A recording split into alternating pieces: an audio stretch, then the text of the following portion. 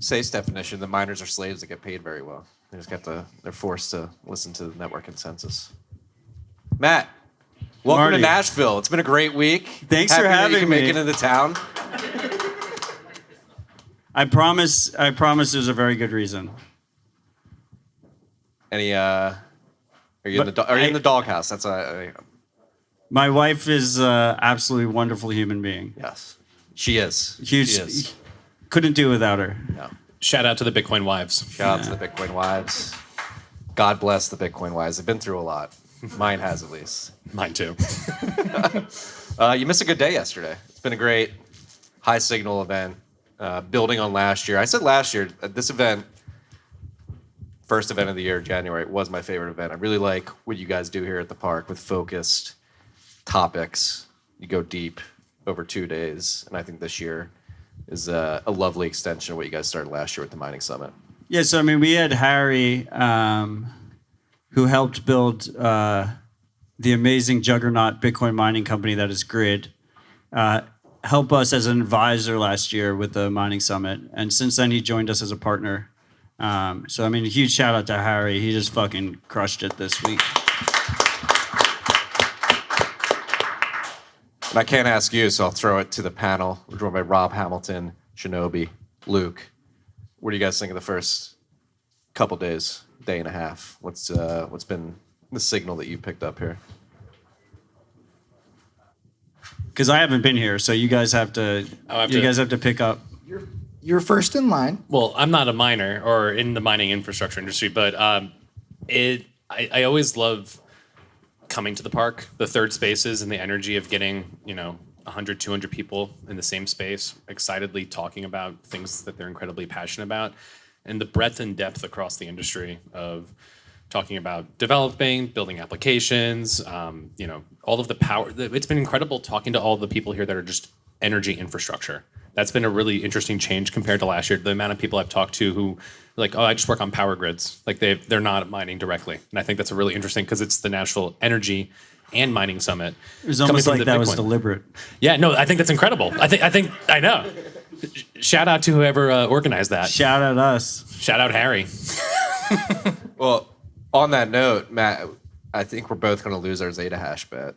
That was like a pretty insightful topic of discussion yesterday. It was like, what would it take to double network hash rate from here? And when you consider the amount of energy infrastructure that would take, it's pretty massive. We're probably not going to hit a Zeta hash unless the 21s absolutely crush it and you can plug those in, and they take us there. But I mean, one of the coolest parts about the park is it's one of the few places in the world where you can have these hard-hitting, high-signal, off-the-record conversations. So what that means is, to those listening at home, this is going to be the taste of what happened here this week. You're not going to really know what the conversations were. And to me, someone who got here this morning, I have no idea what was discussed yesterday. But I think going forward, as Bitcoin slowly eats the world and becomes this global financial asset on the base of this global financial system, we need more and more, collaboration that happens off the record, so people actually feel comfortable about talking about the hard topics, because we've seen, like the mainstream influencers start to move in. I mean, Larry Fink is a Bitcoin influencer now. And as that happens publicly, what you start to get is you get a lot of groupthink. You get a lot of people not wanting to talk about the hard problems. So these type of events, these type of community spaces become more important. agreed. And Shinobi, I think I was on your show, or maybe we were doing Spaces a few years ago. But at that time, I was at Great American Mining. We were talking about hash rate, geographic distribution, and ownership. Has anything that you've seen over the last day and a half made you more confident that hash rate is sufficiently distributing? No, but I'm a lot more confident that the people actually running these operations are taking these issues very seriously. And I've also had a lot of discussions with people who are kind of looking at alternative ways to deal with those types of systemic risks. Like rather than kind of scatter to the winds, actually embed themselves deeply enough in the entire power production stack, the political stack, that it's not going to be like a trivial thing anymore to just go turn this off or you have to do this. Like, I actually embed themselves deeper in society to the point where they do have the ability to have a say or like come to a table rather than have an ultimatum issued to them. And that's actually like being here is great. Like, I am an autist who has been obsessing about Bitcoin for a decade now, but I have been much more focused on the protocol side of things. Like, I get mining, I get how it works, I get the ideas that people are playing with and experimenting with, but it's been really interesting to actually sit and talk with the actual miners, like what they're actually doing, what their mental models about going forward into the future are. And as much as I am still kind of worried about the risks, I can know for a fact now, after being here the last 2 days, like, people know these risks and they're not just sitting idly on their hands going, I hope this works out. Like, they're trying to figure out the solutions and really deeply thinking about that. Speaking of somebody deeply thinking about that, Luke, founder of Ocean Pool, what's your take on the current state of the mining landscape, whether it be ownership of hash rate or distribution of pool control? Yeah, obviously the situation around pools is much more centralized than the actual mining, the distribution of the miners and control of the miners. We've got 5 to 12 entities making all the block templates, and that's why they started Ocean, to kind of disrupt that, bring that back down to the individual miner level, and have the miners actually making the blocks, which is what actually matters for mining decentralization in Bitcoin. Yeah. Another like big topic that we talked about on my panel yesterday, it's actually really encouraging in Chatham House rules, so I won't say the specific individuals, but it seems like the post-China ban migration to the United States has obviously led to a lot of hash rate here, but it seems like people in other parts of the world are beginning to spin up energy infrastructure and miners, particularly in Africa and the Middle East, which I'm very bullish on. Is this the cycle where like the Saudi royal family isn't just a meme? I think so. Because it's been a meme for about a decade now. You have to imagine, right? Like, they have to be looking at this like, all right, it's 15 years old. Maybe they look at it, there's an ETF. We have all this energy. Maybe Larry called him up, right? Yeah. Joe Biden just went to Putin a couple years ago. It was like, yeah, your treasuries are ours now. They have to be like, maybe that could happen to us if things get pretty hairy here. Yeah, and the ETF and the financialization of Bitcoin too is like an interesting vehicle to talk about. You now have this straight energy arbitrage play where if you have the infrastructure and the equipment and you're able to mine, you're able to quickly get public market access liquidity to just trade your spread where you mine it, and you just directly like load it into the ETF. And I think just for anyone who is super skeptical about Bitcoin, they can just look at math and energy and be like, wait, so, I can just do this work, get paid out. Obviously, there's lots of steps in the middle, but at scale, you can get large returns on capital. And it's an interesting thing to understand that like there may be in conversations around here that there's people that are large miners that have no idea about any of the intricacies of Bitcoin. They're just doing an energy play. And I think that's an interesting part of the dynamics as Bitcoin continues to evolve, understanding each actor's own incentives and kind of alignment in the space. Yeah. Plug a machine, spit out Bitcoin. That was always one of the coolest parts about hanging out with miners more. And by the way, I just wanted to thank everyone for coming out. I mean, Nashville cannot handle snow, so the fact that we got 3 inches of snow and absolutely destroyed the airports, destroyed the roads, it really does mean a lot that you guys still made it out here. So once again, thank you for coming. One of the coolest parts with hanging out with miners is there's so many that their first introduction to Bitcoin was through the energy side, which is a completely different perspective than most of the Bitcoiners that I've become friends with throughout the years. Yeah, I mean, that's falling down the energy rabbit hole in 2018 after joining Great American Mining was fascinating. And it does, I forget who I was talking about with Isaac Fithian from Cathedra next door. It is pretty insane. Number one, that with mining, we have the convergence of digital sound money and energy. And then number two, just the complete lack of understanding that your average human being has of both of these concepts and money and energy and how important they are to our everyday lives. And that's why I'm very happy that this event was very energy focused. I do think we're at a critical inflection point where people become completely detached from reality, the reality of how important energy is to everything we do in day-to-day life. And if we don't really push back against the insanity of this energy transition, things could get pretty hairy. I mean, historically, Rabbit Hole Recap has been a week in review show. Done it for 5.5 years every week. Marty's had kids. I've gotten married. I've had a kid. Every week, no matter what. Evacuated New York.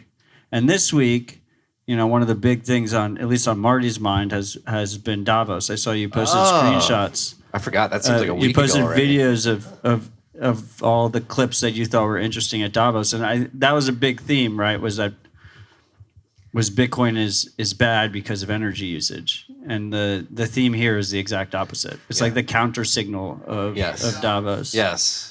Let's fucking go. We can put that as the tagline. Do you guys do this during Davos Bitcoin week Park. intentionally? No, they actually conflicted with us. We announced it first.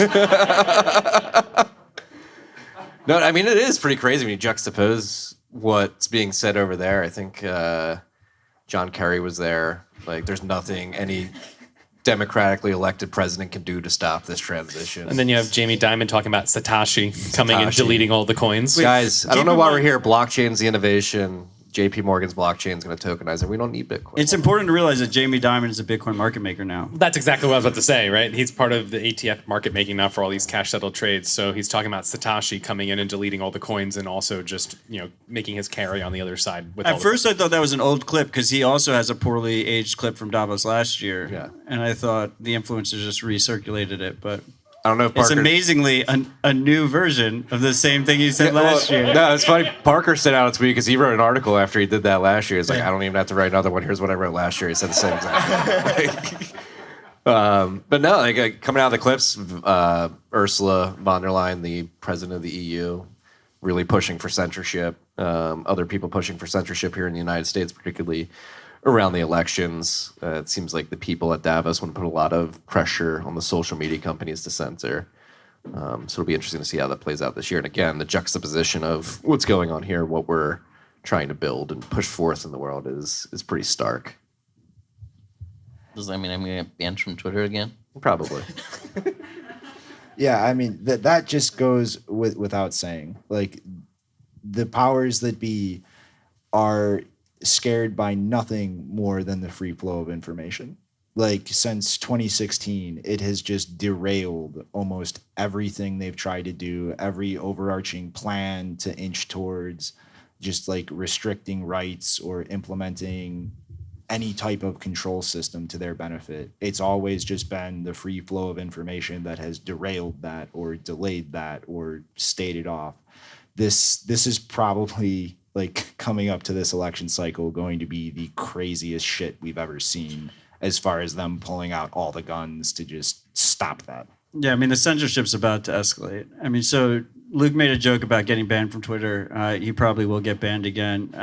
Shinobi mentions the trends in censorship. I'm curious, Shinobi, while we have you, I know you've not necessarily been a huge fan of Nostr. Are you coming around to Nostr? Are you starting to realize how important it is? How's the scam going? How's it a scam? I mean, like, dude, I love Nostr. I just don't see a viable path to its scaling as a social media replacement. Like, I think Why? as like just the indexing problem, like the way the inherent data structure and reference model works, it is a lot higher overhead, and it's just like, even without that, I think you're being mid now. You're It's in the super IQ meme. dude. It is super expensive to run a massive like database like Twitter. Yeah, but people And- will just figure it out. Well, they won't. All of the attempts to monetize like social media Nostr relays have floundered. We're And like so 2 years in. just hold on, Matt. Like I see it working perfectly for small scale like communities. Like, if you want to have a bulletin board system or like a topical based system for like a specific subject, it works flawlessly for that. it will kill it as a communication medium for Bitcoin applications, where different clients have to actually communicate with each other to negotiate things. But the only way I see it working as social media at the scale of something like Twitter, relays have to become amnesiac. They have to just go, everything that happened before 2 weeks ago, it's gone. If you didn't save a copy of that for yourself and host it on your own relay to keep it around, they just need to purge it and forget it, so that massive user bases on large public relays can actually be a economically like sustainable thing. So the reason I said it's like the IQ meme is because like the beauty of Nostr is that Fiat Jaff just like put something together that was incredibly simple, and if an engineer looks at it, it's easy to say, oh, it's not perfect, it does this thing wrong, it does that thing wrong. But it's just incredibly simple, it's easy to develop on, and there's not all these different, attack surface areas that are hard to pay attention to. He didn't try and solve DIDs, it's just a simple pub key, private key pair. And he didn't try and make it decentralized, it's simply a bunch of centralized servers that don't even gossip between each other. But the reality is that people have just been building this out, and the developer mindshare on top of it is absolutely insane. And we had a perfect example of maybe a small scale version of the situation that people would expect, where Will of Damas, JB55, just woke up one morning and he just deleted the largest relay in Nostr. And not a single Nostr post was lost, because there's a bunch of people that were just hoarding the information and keeping the information themselves. And I think, maybe I'm wrong, and we'll see how it plays out. I'm not going to, completely throw everything behind it like I do with Bitcoin. But I think there are, maybe there are models there where people do have an incentive to at least store the important stuff. And the cool part is no one specifically decides what is the important stuff. So if you are a world leader, your Nostr post will probably live forever. And there's no engineering guarantees for that. But if you broadcast a cryptographically signed message, there are probably going to be multiple redundant copies of that forever. So I think it starts to work out. And in a lot of ways, it comes down to, if PayPal didn't censor people, if Swift didn't censor people, if the U.S. fiat hegemony wasn't weaponized against nation states, like maybe Bitcoin wouldn't have as much success as it has been having. And the same thing goes with something like Twitter. Like if Twitter doesn't censor, if Elon becomes a god among men and actually believes in freedom of speech, like maybe Nostr doesn't become a thing. But if censorship starts to escalate, if I was a world leader, like I wouldn't want to rely on Twitter for public communications. Look what happened to Gary Gensler, right? I don't think it's going away. And I'm not saying that these are like impossible to solve problems, but it's going to take a lot of engineering work, a lot of structural changes for how users interact with things, how relays are managed. The basic design of the protocol is relays don't communicate to each other. Yeah, there's no gossip between relays. I forget the name of it, but there is like a relay implementation that actually does do that. Like it actually, yeah. And the blaster just blasts to everybody. It's run by the community wall, I guess. Think the reverse of that. Yeah. A relay that grabs and indexes things. Right. Like if we have like a massive Twitter scale relay that everybody's using to talk to, like millions and millions of users, you need to start deleting old posts. So when I want to go find your old post, how do I know where your relay is? Like we need to have. Well, all Bitcoin Park members have a Bitcoin Park relay they can count on. Yeah, but that needs to be indexable. We subsidize and it with their membership navigatable fees for all of those millions of users. Right. Like it's not just like the couple thousand people who know about the Bitcoin Park relay. That needs to be discoverable for everybody. And so like I think like I see the potential there, and it's definitely a good thing to have around, but in my interactions with like Nostr developers and people in that space, I think there is a severe underestimation of how challenging those problems are going to get as the scale of users continues to grow. Deep into the Nostr weeds, but It's enough about Nostr. it's important. It's important to bring it up while I had Shinobi up here. But while we're here, we're talking about mining. It's prescient that we're here with all this weather, particularly here in Tennessee and then also in Texas. It was You have snow in Texas? no snow, but it was like 10 degrees. The South is so soft when it comes to cold and snow. It's insane. We had 2-hour delays for 3 days. this It'll week. be It's good like for the fully cold. mosquitoes in the spring. Yeah. I didn't find out about the snow till the plane was landing. I feel rugged. But We literally got a text from Luke that was snow ? Exclamation point ? But I mean, it's prescient. It's happening this week because the weather does affect the Bitcoin network in the sense that miners, particularly in Texas and ERCOT and here in Tennessee and the TVA, are engaged in demand response programs. And in Texas, 2 gigawatts of mining power came off the network for a considerable amount of time a few days ago. And I know here in Tennessee, many miners had to curtail as well, and the effect of that on the difficulty adjustment, I think we're going to hit that either later today or early tomorrow, is a negative 4.5% difficulty adjustment. Yeah, Ocean had just reached an exahash finally, and then all the curtailment hit it and it dropped to like 300 petahash. It is. What do we think about this hash rate being affected by the weather? Bearish on mempools clearing. The Thank cold you, Rob. weather is an attack. Thank you, Rob. on the mempool. And it's good clearing. because Rob lives in Nashville now, so the mempools will never clear again. Contingent here gets Well, stronger every day. It is like a weird. It is like a weird. I think you're looking at it wrong, though. Like the issue to me, the bigger concern is not the weather. I think as Bitcoin scales, Bitcoin's going to be affected by all sorts of different macro and smaller micro kind of things.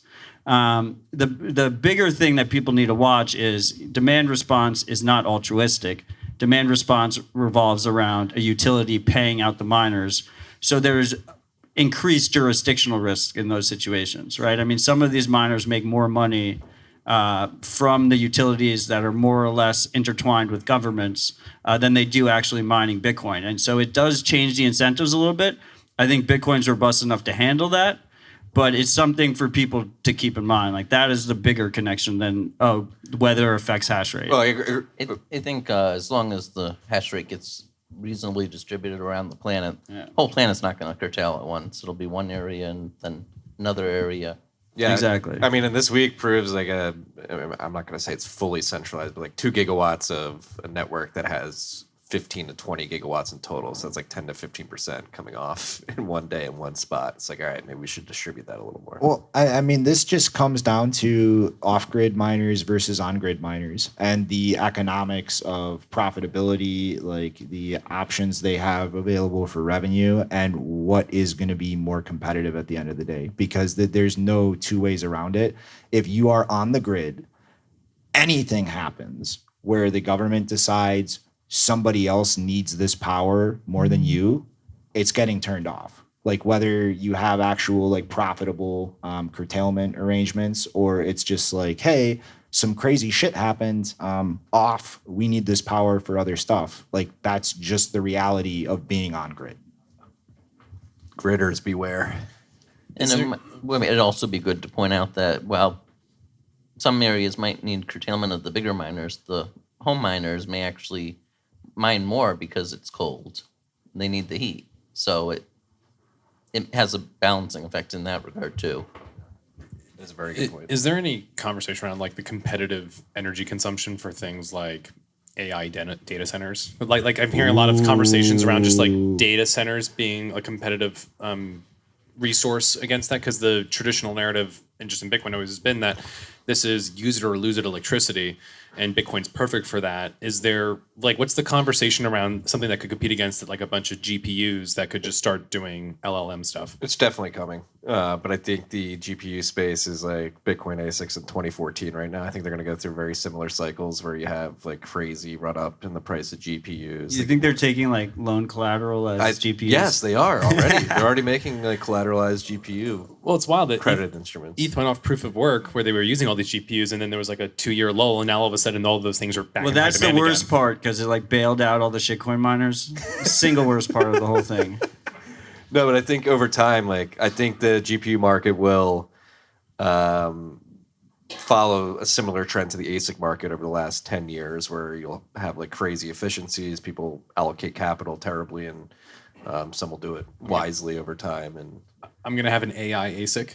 I'm gonna be able to run my models really I fast. don't know. I don't know about that. I don't know how it works. I don't know if you're. Well, I mean, technically able like to do that. from my understanding, it's mostly the training process where you need like the intensive compute, and that can just be like stopped and started the same way that I a don't- Bitcoin mine can. I don't be. think so, because you can't cache the data, from what I understand. So I actually think Oh, that's what you I was going to can't? get to. So previously Okay. doing work in like data science, it depends on the structure and the kind of model you're training. If you're doing things over iterative epochs where I'm going to loop over something like 1,000 times, you could like benchmark it and pick it up later. But some neural network training, you can't stop halfway through because you're building out all of the interdependencies with the linear algebra. So, But so even- depending on how you're doing things, it depends. But even then, you can just stop the processing, pause the processing, and keep the memory powered.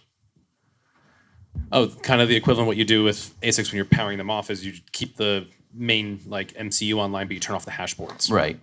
Yeah, I think again, I'm not an expert on the training, like the necessary uptime. From what I understand, from an economic perspective, these AI companies want to train these models as quickly as possible, so they want 100% uptime. I have an early view of like I think GPUs and ASICs, GPUs for AI and ASICs for Bitcoin mining are going to have somewhat of a symbiotic relationship where they could co-locate and miners can participate in demand response. Well, I mean, And not just- I think this really plays in a lot to off-grid energy sources. Like, and this is something I've been assuming was coming for years. Like, you are disconnected from the grid, like a gas flare site, like geothermal or hydropower that's not connected. That's the exact same benefit that Bitcoin miners are looking for. It's dirt cheap. It's in the middle of nowhere if you are the type of cowboy who cares about being able to shoot the man in the face when he shows up. And it's you Or don't have women. to concern yourself with curtailment agreements. Like it's just not a factor. So like they're gonna eventually, I think, go hunting around for those distributed like power sources, just like But again, miners. not an expert, but from what I do understand, like the networking and the Yeah, like scale doesn't it that have you a need. higher Starlink. bandwidth requirement? Yeah, Starlink. Starlink. Oh, yeah. yeah. Starlink isn't that great for bandwidth. Amazon's building a competitor. Starlink is going to keep expanding that. And you better believe that Elon is going to start hunting around for more predictable, like high scaled customers for that. Like he's already looking at airline services, the deal he made with T-Mobile, JSX. Yeah, cruise JSX ships. already has Starlink. I think the point being, like, I think it's all well and good. There's definitely big competition for scarce energy resources. I just hope that the demand from ASICs and GPUs like gets people like, all right, we need to build a fuck ton more energy infrastructure, and that's the end result, which I think is overall good for humanity. Did you see the AI translation of Malay's speech, like in his accent? No. It was really good. It's it worked really crazy. well. But that's super dangerous too. But it's Because awesome. I just like blindly believed it. Did he say it? I'm pretty sure it's a accurate translation. What's the mantra of Bitcoin again? Something Don't trust. Just verify blindly. No, but they actually moved his mouth, Yeah, they and it was dubbed in it. the same voice as him instead of a translator. That's scary. Is that And I think it was Jason who posted it, who could go fuck himself. So I don't really trust the source. It It was one of the all-in guys. I listened to it in Spanish, and like from what, You translated it? yeah, the loose, the small amount of Spanish that I know, it sounded. That's impressive translation parts. He spoke pretty fast. Te hablas un poquito español. Wait, Marty, I mean, you've been a big Malay. I'm not going to call you a fanboy. What? No, I'm not. I've been Malay very hopeful. cautious on hopeful. So cautiously so optimistic. your boy was He's not my boy. got introduced by No, Klaus you are- Schwab. Like, how do you feel about that? You're rewriting the history of the show. I've Why been very. why did they let him speak? That's a very. Good I can't question. rewrite anything. All the records are there. Yeah, Every go back and weekend, listen. I've been week on the out. fence. Like I don't know what to say about. him. I don't Like, know. Is that stored on the blockchain? I think data is malleable when it's not on a blockchain. I mean, the deep fake RHRs are coming. Yes. Actually, I can't wait till we don't have to do it anymore. We can just like send the AI. just have to modify his Nostr post and make a new key and make it look like that was his key all along. Well, I mean, that's one of the things people are sleeping on about Nostr is that every post is cryptographically signed by default. Right, but how do you know the key is the right key? Yeah, I have gone through this Web of with them trust. for a long time, Luke. They don't want to. I mean, American confront that Hodl one had yet. 12 Twitter accounts, and he never PGP verified what? anything. He You know just was like, "Hey, bitches, I'm Yo, here." maybe WorldCoin has it right. You need to verify in person. You need a beat space verification. Could you imagine American Hodl like setting up a CLI for like a PGP key? I tried to get him to do it for forever, and he was like, "Nah, it's unnecessary." They know it's me. I mean, going back to the Malaysia, it was I was picking up what he's putting down. But they literally had Klaus do the introduction. Yeah, it was very weird. And like a lot of people are taking it as like a very big pivotal like inflection point, like people going to the Davos crowd and be like, no, this is all wrong. I mean, everything he said was correct to mine, like the centralization and collectivism of the WEF and their It's a little bit initiatives. weird that it was sanctioned, you know, that it was allowed. Well, I mean, he could have just like gave him some bullshit speech and then just walked up and gave that one instead.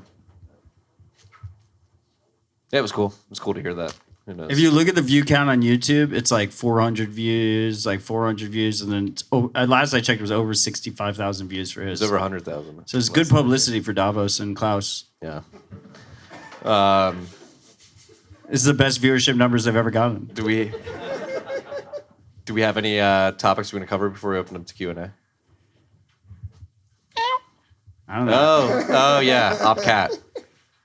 I was told by somebody that was having a discussion with you last night.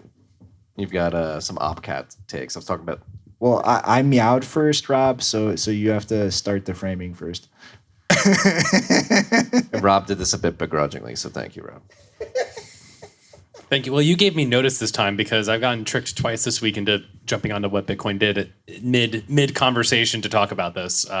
You at least gave me 10 minutes warning. So at a very high level, just to talk about like types of upgrades in Bitcoin, the most past two ones that we did were SegWit and Taproot, which were large changes, but they didn't introduce any new opcode. The most like opcodes we've added are check lock time verify and check sequence verify, which are how we do time locks in Bitcoin. Those were the upgrades we actually did before SegWit, right? For like functionality. Please jump in, Luke. Taproot had some multi-sig ad type Oh, variants. opcheck sig add. Yeah, so Taproot added its own kind of design space with the op successes, right, to do other opcodes. But not to get too far in the weeds, you are right though. When it comes to so in the original client, Satoshi wrote Bitcoin script. It feels very funny explaining this with Luke here because he knows it way far better than I do. But basically, it's a way of how you can unlock and he's instruct staring Bitcoin at to you be too, used. like- I know. I feel like I just got like put into like a, Say something wrong, motherfucker. Say it. So Bitcoin script, there's when Satoshi invented it, it had 256 different opcodes. In 2010, shortly before leaving the project, he deactivated a bunch of opcodes kind of like in a hidden commit, just like miscellaneous changes. And one of them was deactivating Opcat. What is Opcat? Cat stands for concatenate, which is just taking the top two elements on the stack and pushing them together. It's a very simple primitive. It's 9 to 11 lines of code. But Satoshi disabled it because originally at the time it actually was a DOS vector because you could just duplicate things over and concatenate, duplicate and concat, and you would actually crash the node. Since then, there's been a consensus change to make it only 512 bytes on a stack size limit, so that's no longer a concern. So Opcat is a very simple tool that allows for very powerful programming primitives that you can get inefficiently but creatively in doing way more things than you would imagine combining two strings together could do. And that's kind of like the high level context before I go any further. I'm not sure if there's anything to add. I don't think there were a full 256 opcodes originally. Okay. I thought it was just a 256 base 2 number. So- Was there a different amount? I mean, I've seen loose conversation around Opcat on Twitter over the last few weeks. What do people? I mean, you mentioned broadly you can do more things. Like, with why it. does it matter? Yeah. Well, it turns on drive chains. It turns on arbitrary covenant designs because you can emulate checksig from stack with it, which allows you to verify a signature against arbitrary data instead of just implicitly the transaction itself. And with those two things, you can pretty much create a signature against any arbitrary like commitment scheme or parts of a transaction. You can do all the covenants. Moon Settler has a concept to just do drive chains purely with Opcat because of this. But BitVM is made infinitely more efficient with this. So it's literally, it sounds like a deceptively simple proposal, but it turns on all of the things at once without any conversation about second order effects, risks, like, is this like the degree of complexity that we want to enable on the system and then have to deal with the consequences of it? And the entire meme campaign that they're engaging on is it's so simple. Oh, like all these developers who want to do all of these crazy things like it too. So what's the big deal about it? And it's just this massive push out of nowhere where they have riled up all of the JPEG morons and convinced them that this is a cool thing. We should do this. But the critical part here is a large amount of core developers have wanted this for a long time too. It's just they haven't pushed for it because of the conservatism in this space, the caution of the user base to step slowly, not just introduce a million new variables and changes that we can't really map out the consequences of. And they are building like this alignment between the developers, my precious, and all of the JPEG morons who will go, yeah, we're cool with this. Go ahead and do this. And they're just full steam forward, like campaigning for this at this point, but trying to go, oh, we're just starting a conversation. Have we learned a lot about second order effects of these upgrades in the last year? I think Ethereum showed us all of these lessons before they came to Bitcoin. So we've had the opportunity to learn these lessons twice. I just want to point out that drive chains are already possible today. You just have a multi-sig where Ant Pool and Foundry sign. That's like a big question. Do we need to do all this creative sci-fi stuff? Like, what is money not enough good enough use case? Well, like I think that it is very important that we add new things to Bitcoin. Like we still have nowhere near the scalability we need for anything more than like 1% of the world population to actually sovereignly own their own Bitcoin and control how they interact with it like that. Like even in my opinion, especially after all the ordinals and inscription nonsense of the last year and the fee pressure this has demonstrated it can build, I don't even think currently the Uncle Jim model of just like the competent Bitcoiner being the little micro bank for everybody. Don't shit on Uncle Jim. Scales. Yeah, you just got like Mets tensions. even that at this point in the reality of what's going on won't scale. Like we need to at least improve the scalability and cost effectiveness of how people interact with the blockchain another order of magnitude, just so that Uncle Jim is a viable, like practical scaling solution. I agree with you. Can I just shout out myself real quick? Uncle Jim was a term that I created drunk on RHR because I didn't want to dox my actual uncle's names. And now it's in like articles and stuff. It's just like, people are like, oh, Uncle Jim, like, oh yeah, of course, like that's the model. You know that model. It's fucking insane. Uncle Jim, stacking sats. You got some bad No, but news in Uncle there. Jim specifically, like I sat there and I was like, I can't say one of my real uncle's names, and I just picked a random ass fucking name out of the hat. And now it's the standard. What's Uncle You Jim's burst wife's the meme. name? I know we tried to make like Auntie Jane and stuff. It never stuck. I just want to unpack. We usually don't unpack jokes, but I really liked Luke's joke for people specifically not in this room, but It's a very good joke. for people that are listening. We have a global audience of different technical levels of Rabbit Hole Recap. The main concern with drive chains is it effectively turns Bitcoin miners into custodians. And it adds a bunch of regulatory risk on top of those miners that are already facing regulatory pressure. And for that reason alone, it's not ideal. And so he also coupled that with mining centralization concerns and said you only need 2 pools to do it. Great joke. I enjoyed it. But anyway, though, it's like I think like we need to add new functionality to Bitcoin for even that model to scale. But we need to be cautious and conservative. We need to really think through the second order effects as deeply as possible and go with the minimal, simplest change that gets us that scaling win without introducing a whole bunch of crazy shit that can happen.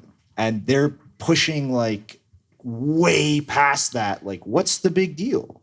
So I think Does that help in the regard of like pushing the, you put, what's the term? There's a term. You push the acceptive narrative over Overton window. You push the Overton window over, and then we get more, a conservative but still substantive change. Is there something there? possibly, yeah, I think if you're being honest, that definitely could be a perception or maybe a strategy. I'm not that's being saying played. that's their plan. No, I mean, like, yeah. So obviously, right. So now you go all the way to this other end, and now things that people have been talking about for a while seem reasonable. And all of a sudden, people are like, "Oh, CTV, maybe we'll do CTV or something like that." Yeah. So I guess I think to talk about something constructively. I mean, there's two branches here. I just want to say that since I messaged you about it, and you said you're going to be in Nashville next week, we'll just talk about it live on AHR. So here we are. Brandon Black, Reardon Code, has issued a proposal for a new consensus change, which is called L-Enhance, like enhance, but just L-Enhance.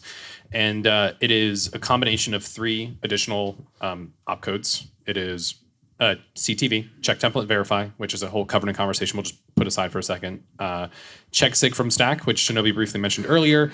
But check sig from stack is this operation where instead of just saying, hey, I own the private key to this public key, it's I have the private key to this public key, and I'm going to sign this arbitrary message. So whenever you use like a Bitcoin wallet, you can like prove like, hey, I own the Bitcoin in this address.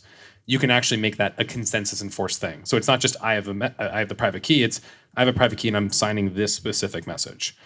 And so it's those 2 opcodes plus op internal key, which is actually it's a taproot opcode, and all it does is it takes your internal key and puts it on the stack. It's op copy paste. And it makes something that's a 32-byte operation or 33, whatever, into a 1-byte operation. So it makes spending on the script path and taproot more efficient. So I think what's interesting about this is checksig from stack and CTV actually are able to do L2 emulation. Lightning symmetry is able to go through that whole having more efficient lightning channels and having steadier, graceful transitions if your node's offline or you have old channel state being broadcasted. The alternative to that previously has been any prev out as an option for doing that. So I think like these are things that were all coming out before all of the cat conversation started anyway, and I don't want to do a disservice to people who are working hard in good faith trying to advance ways of making Bitcoin better without it getting lost in kind of like the rhetorical trolling conversation. Well, how much of this rhetorical trolling on Twitter or wherever it's happening, like how much is that overblown? Like A lot. yeah. I mean, How much influence does it actually have? well, if you think through, you have the degens getting to the point where they want this. And a lot of core developers have wanted this for the last decade. Like it literally is my precious. Well, think about how you get a change activated. Economic nodes. Now, if the degens can do 100 times more things that big exchanges can list and productize and monetize, what do you think their reaction is going to be to, a way to make a crap ton more money? It's probably going to be, okay. But I mean, the argument is that they would lose their money if they are unconservative, if they're reckless In the long with it, term, right? it could Like be short term. Like Bitcoin's the golden goose, right? Like even Jihan didn't have the balls to make a dramatic move during Bcash, right? He barely moved any hash rate over to Bcash because he was afraid he was going to kill his golden goose. His life was in Bitcoin. All the biggest exchanges make a crap ton of money off of shitcoins. But Larry and Fink tokens. doesn't. Well, he's like, dude, these ETFs are not just gobbling up. Coinbase the was on the market. side of bigger blocks last time around. Yes, Like, and they probably have a lot of grudges held about that. do you think- Plus an opportunity to make more money. But the ETFs have a completely different incentive. Like the ETFs have a buy and hold Bitcoin, have it be as robust as possible long-term incentive. Yeah, so And that just collect it passive makes fees no off of difference it. to them if a bunch of shitcoin crap gets enabled that Coinbase can monetize. But if it led to the deprecation of the network and the value. Do you really think BlackRock gives a shit if Bitcoin gets heavily centralized, mining gets heavily centralized, but it's still sustains itself as a finite supply, they don't give a shit. Like, that's fine. We still have our product to sell. But if it gets heavily centralized, there's no reason to assume it would keep a finite supply. Yeah. Well, Or that would keep its value. are we really sure that the hordes of people piling into an ETF or buying Bitcoin on Coinbase understand any of these things, like censorship resistant, the distributed network, and why that's valuable? The ETFs are doing good education out there, you know. Yeah, okay. We're getting we're getting very in the weeds here. This is definitely a conversation for like a 3-hour Citadel Dispatch or TFTC that we could dive into. But before we go to questions, AJ took to the dev mailing list and brought up like maybe we need to rethink the BIP process. And Luke, what are your thoughts on that? I think we just need more people involved in it. That's too much for just 1 or 2 volunteers at this point. Rob, do you want to say something? Well, I guess that was so. Like following this conversation, and I'm just going to point to like the Ellen Hans conversation.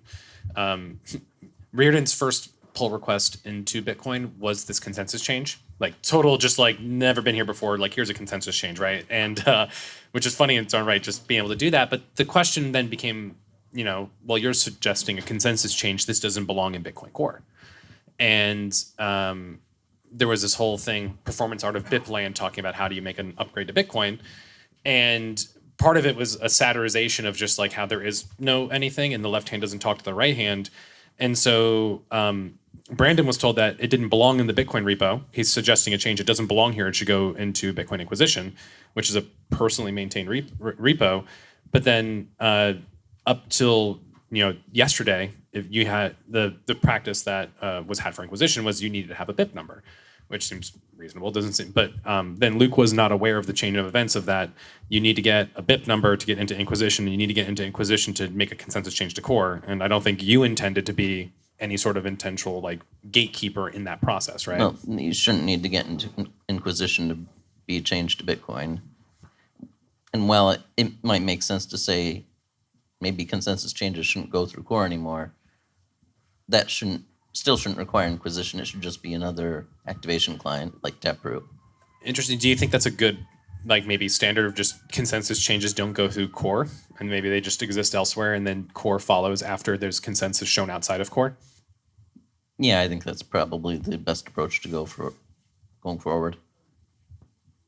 And just one question. So this was the idea of BIP 3 in part talking about kind of updating the BIP process, because right now, just for some context, BIP 2, which you wrote, was about how to add new BIPs, and part of BIP 2 it says you need to go to the developer mailing list to suggest a new BIP, but the developer mailing list is on its way of being kind of like sunset. And I call this the equivalent of all of the developers lock their keys in the car and they're looking inside, because now if you formally add a BIP, you need to use the dev mailing list, but the dev mailing list doesn't exist anymore. How do you actually add a new BIP? Didn't Brian Bishop come out and say they were the mailing list may be fine? Oh, is it actually going to be fine now? They found a new host or something? Yeah. Is that true, Luke? Because no one wants to host it either. It seems like no matter what, the mailing list is going to survive in some form, from what I can tell. Yeah, we're getting deep into the weeds here. If you're an energy person, it's like, I'm coming to this mining conference. This is like. Well, also, I just want to remind everyone that GitHub is owned by Microsoft now as well. Yeah. Just might become relevant in Be the aware. future. Be aware. With that, we're going to open up to questions. And this is different than typical Bitcoin Park panels. The questions will be recorded and broadcast, so just keep that in mind and make sure Tom gives you a mic when you ask the question. So going back to the mining talk, specifically about curtailment, like, are we not worried that if the energy companies have the ability to turn off miners in 2.5 seconds, that other people will get that ability, governments or adversarial actors? Because, like you said, you're not going to curtail all across the world at once, but if the button exists.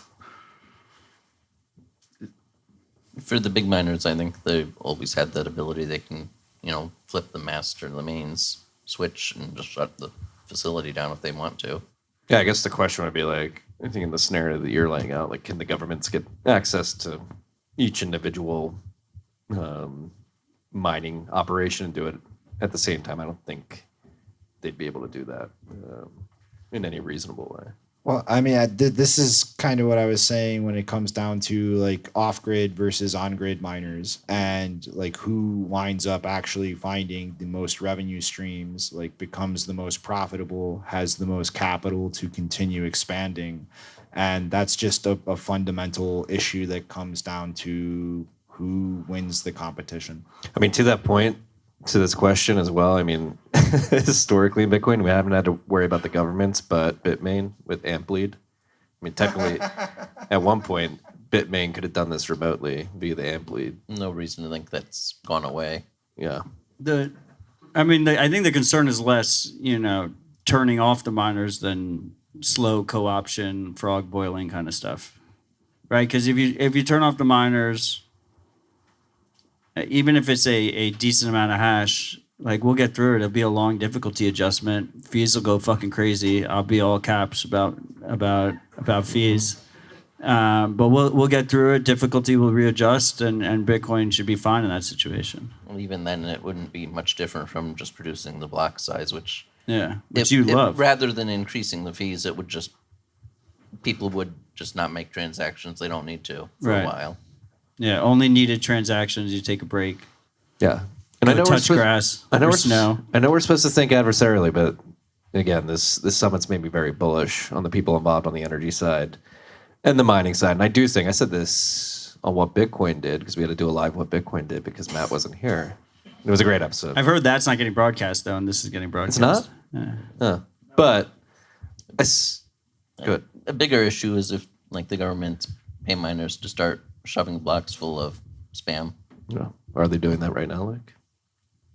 Hard to prove, but maybe.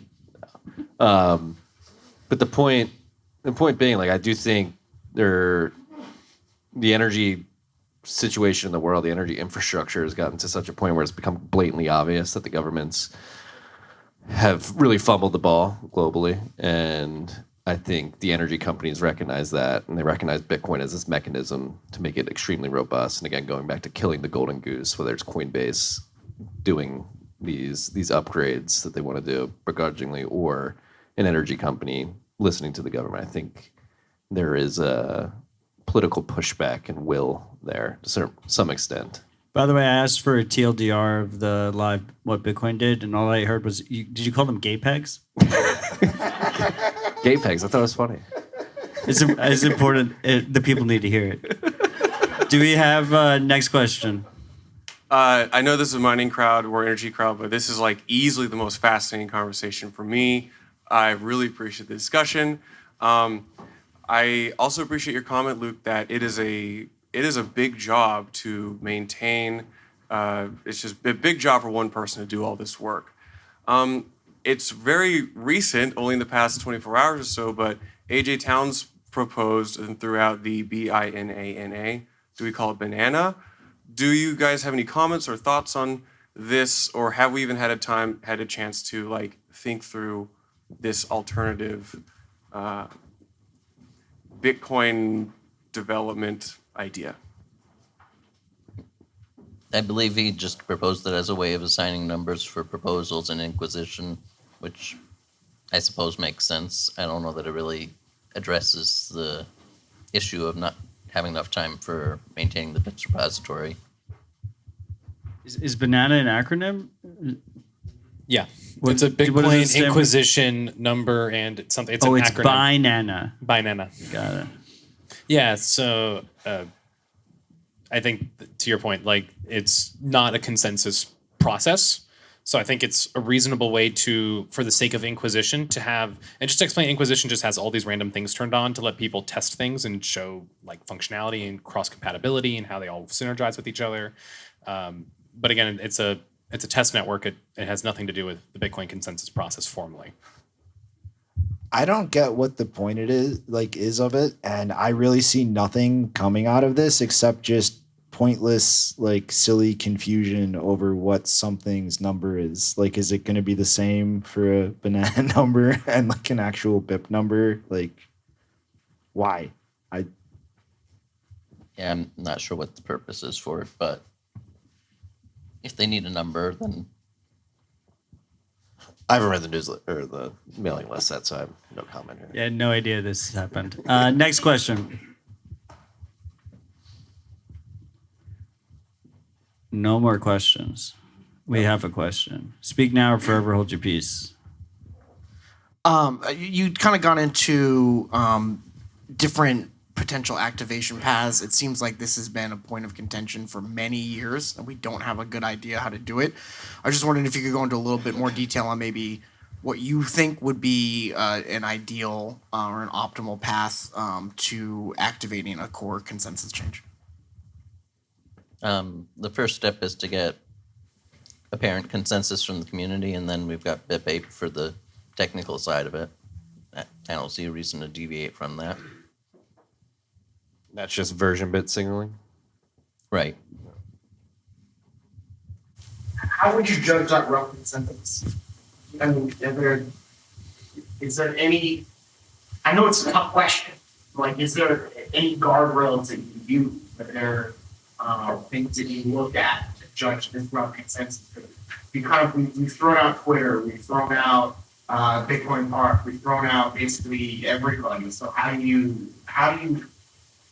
can we say Bitcoin Park doesn't represent Bitcoin, Bitcoin Twitter doesn't represent Bitcoin, Reddit doesn't represent Bitcoin, but we still need to find rough consensus at some point? You got to look at all the venues, talk to people all over the world.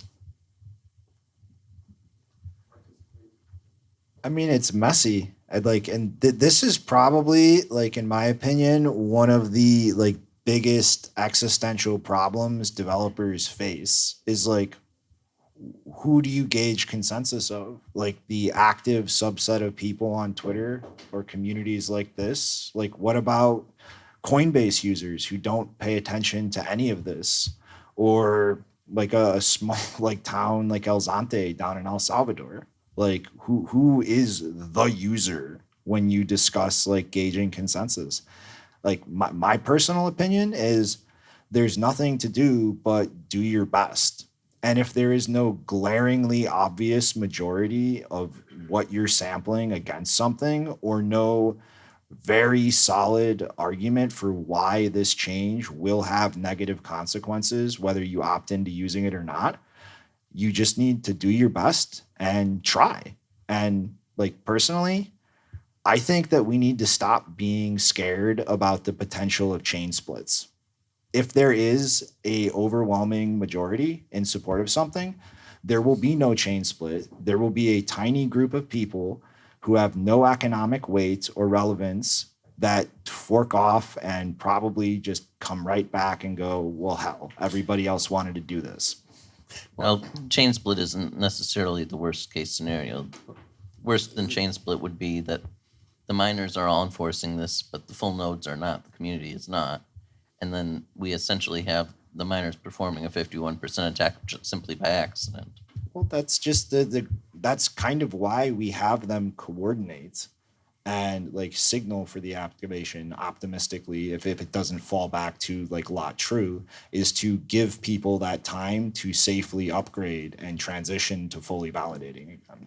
But like if a tiny group of people go and they take their $500 and go off in the corner on their own chain, it doesn't matter. And like the worst case, in my opinion, if we do have an actual substantial, sustainable split down the middle where both move forward with economic weight and there isn't just a clear loser that fades off into irrelevance, then honestly, that divergence probably needed to happen because there is some irreconcilable difference about what those two groups want out of Bitcoin. Right, but I'm saying the scenario could be worse than chain split. There could be no split and have a majority of the network not actually running a full node anymore because they're not enforcing the new rules.